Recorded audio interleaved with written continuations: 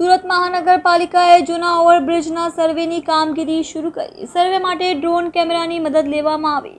શહેરમાં અલગ અલગ બ્રિજનો ચિતાર મેળવ્યો। કેમેરામાં વિડીયોગ્રાફી કરી અને બ્રિજનો રિપોર્ટ બનાવાશે। શહેરના તમામ જૂના બ્રિજનો ડ્રોન કેમેરાથી સર્વે કરાયો। સર્વે બાદ બ્રિજને સમારકામની જરૂર હશે તો કામગીરી કરાશે। બ્રિજના તમામ પિલરની વચ્ચે પણ ડ્રોનની નજર કરાઈ। ચોમાસા પહેલા ઓવરબ્રિજની તપાસ થઈ જાય તે જરૂરી બન્યું। મારું નામ જયાંગ રામજીવાલા।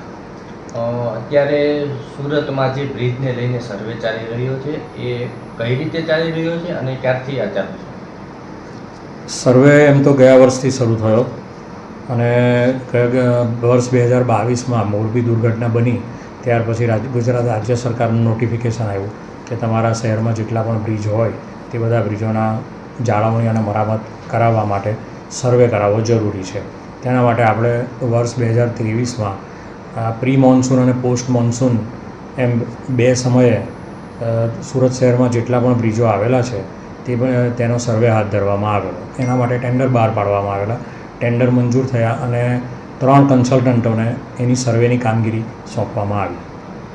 કેટેગરી વાઇઝ કઈ રીતે આપણે જે ટોટલ બ્રિજ છે ટોટલ બ્રિજ આપણા 124 સુરત શહેરમાં બ્રિજ છે તેમાંથી 117 બ્રિજોના સર્વે હાથ ધરવામાં આવેલા। હવે એમાં કેટેગરી કુલ 4 છે। કેટેગરી 1 એટલે સૌથી સેફ બ્રિજ જેને કંઈ જ કરવાની જરૂર નથી। 2માં થોડા પ્રમાણમાં રિપેર હોય તો એ કરાવી લેવાય। 3 નંબરની કેટેગરી એવી કેટેગરી છે કે જો એમાં સમાવેશ થતો હોય બ્રિજનો તો એને ફર્ધર ડિટેલ ઇન્વેસ્ટિગેશન કરાવવું પડે અને એના રિપેરિંગ અને જાળવણીના અંદાજો તૈયાર કરીને એની જાળવણી કરવાની થાય। એ રીતે એને રિપેરિંગ કરાવવાનું થાય। અને 4 નંબર એટલે ઇમિજિએટ ઇફેક્ટથી એને રિપેરિંગ કરાવવાનું અને એને બ્રિજનો વપરાશ તાત્કાલિકના ધોરણે બંધ કરાવવાનો થાય।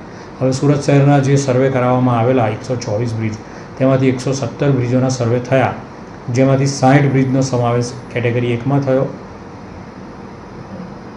અને 2 નંબરમાં કેટેગરી 2માં 19 બ્રિજોનો સમાવેશ થયો અને 30 બ્રિજનો સમાવેશ કેટેગરી 3માં થયો અને 4 નંબરની કેટેગરીમાં એક પણ બ્રિજનો સમાવેશ થયો નથી।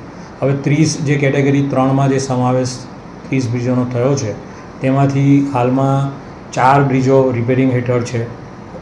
બીજા 10 બ્રિજોનું ટેન્ડર આવી ગયા છે અમારી પાસે અને બાકીના જે છે તે રિપેરિંગના સર્વેના અલગ અલગ સ્ટેજ પર અત્યારે કાર્યરત છે। અને આ જે બ્રિજો છે એમાં જે પહોંચી નથી શકાતું ત્યાં કઈ રીતે સર્વે? બ્રિજોના સર્વે દરમિયાન કન્સલ્ટન્ટોના માણસો મારફત સર્વે કરાવવામાં આવે છે। એમાં જે હાઇટવાળી જગ્યા છે કે જ્યાં ઇઝીલી સર્વે ન થઈ શકે, વિઝ્યુઅલ ન થઈ શકે તેવી જગ્યાઓ પર કન્સલ્ટન્ટ મારફત ડ્રોનનો અને એવી ટેકનોલોજીનો હમણાં ઉપયોગ કરવામાં આવી